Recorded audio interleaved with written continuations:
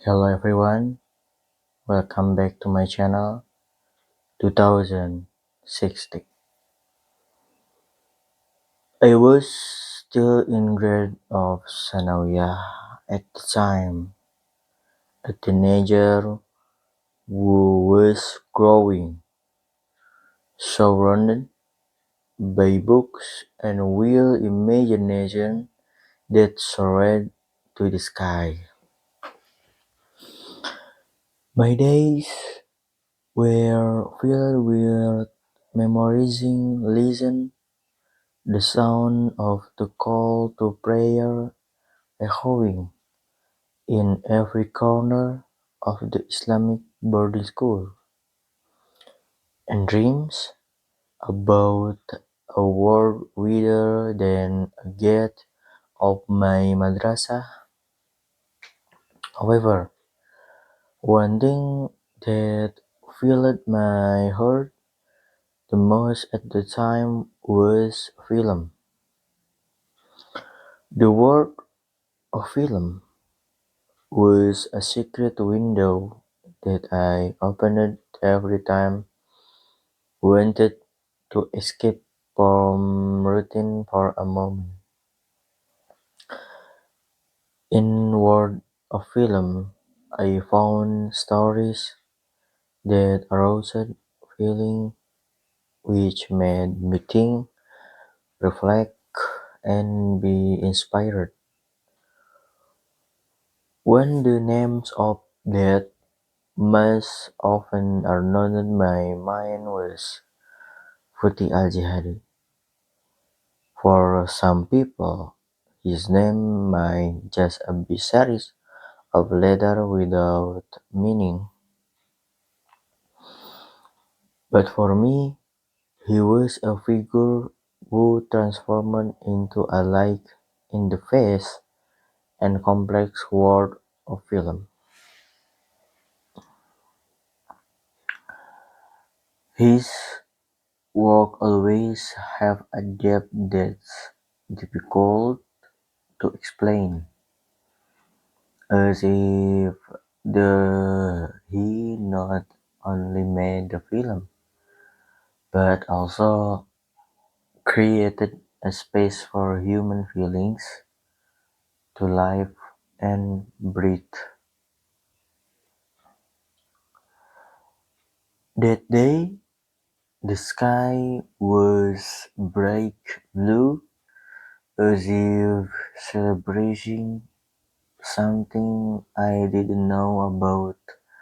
I had just finished reviewing my memories when a friend jogged towards me.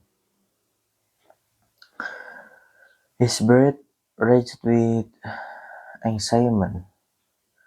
"You won't believe it," he said with sparkling eyes.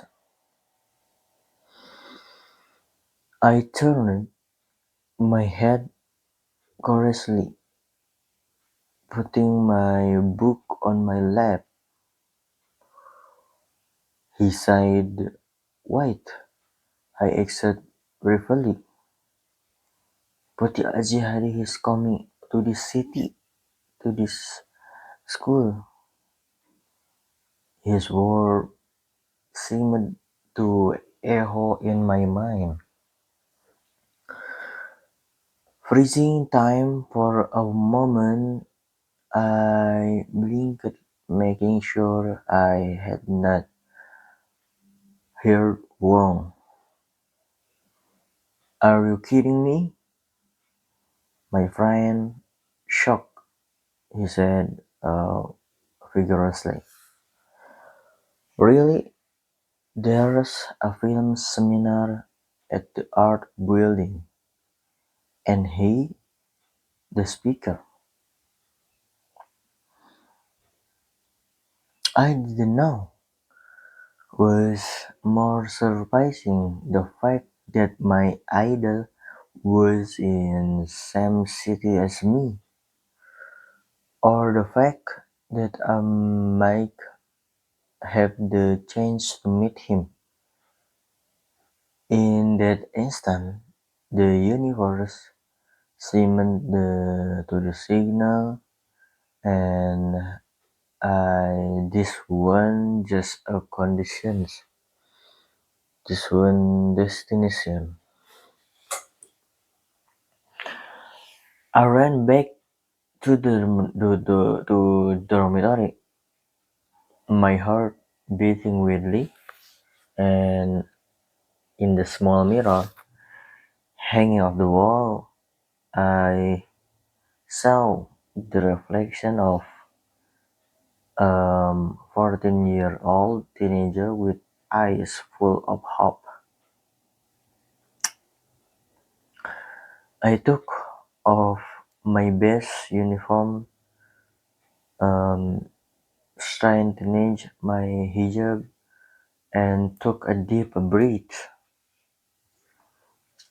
I didn't know if I would have a courage to actually talk to him, but I knew I had to be here. And then that afternoon, the art building was filled with people from various backgrounds. Some of them were young filmmakers who wanted to learn, while others were just curious. I sat in the middle row, my heart beating faster as the stage curtain opened, and there he was, Putih Al-Jihadi, standing calming in front of us all.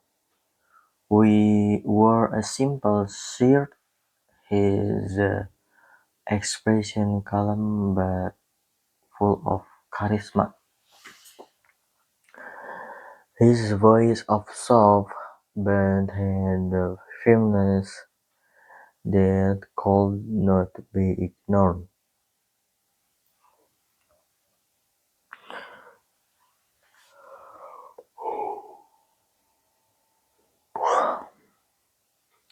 And he said in seminar center, film is not just entertainment. He said at the beginning of the conversation, film is a way for us to talk to the world, a way for us to leave a mark in the heart of the people who watch it. It slowed the sentences, saying so deeply, as if it were directed directly at me. Every word he said made me more convinced that the world of film was not just empty dream. It was something I could achieve, something that could be a part of my life. As the Q&A session began, I felt my hands shaking. There were so many things I wanted, uh, so as by my lips were numb. I watched as each participant raised hand, asking intelligent and insightful questions. And I was afraid that my voice would sound too plain, too ordinary. But there was something about Putih Jihadi that made me feel safe, as if I was talking to someone who really wanted to listen, not just not just answer. Gathering all my courage, I raised my hand. "Yes, please," he said. His eyes looking straight into mine. I slowed. I asked to hear, how can we keep believing in our dreams even when the world feels so big and we are small? Instantly, the room feels silent. Putih Al-Jihadi stared at me for a few seconds, as if considering his answer. Then he smiled a little, and the world is big, but that doesn't mean we don't have a place in it. If you have something you truly love that fear stop you, don't let thought of being just a kid hold you back, because in the end it's not about how big the world is, how about brave we are. You step forward. My heart trembled. His words were like breath of the first air that blow away the doubts in my mind. I knew that from day on I would never see the world the same way again. After the event was over, I dared to approach him. With trembling hands, I held out a small notebook, and he wrote, "Can you write something for me?" I asked with voice almost whispered, and she accepted the book with a warm smile, then wrote something quietly. When he turned it to me, I saw his neat handwriting. "Don't stop dreaming. The world is waiting for your story." Which amazing, amazing, amazing.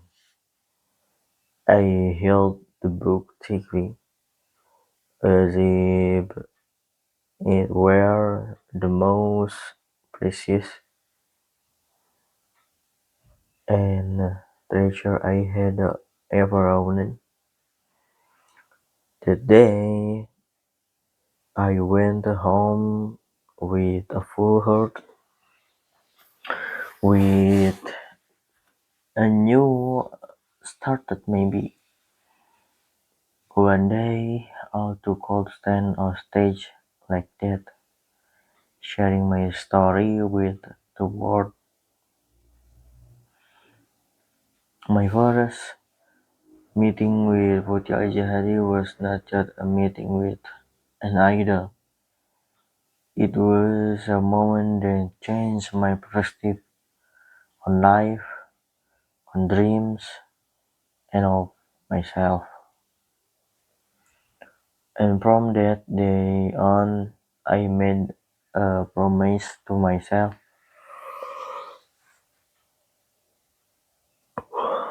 I would never stop dreaming. Thank you for watching, and don't forget to like, comment, and subscribe. See you next time.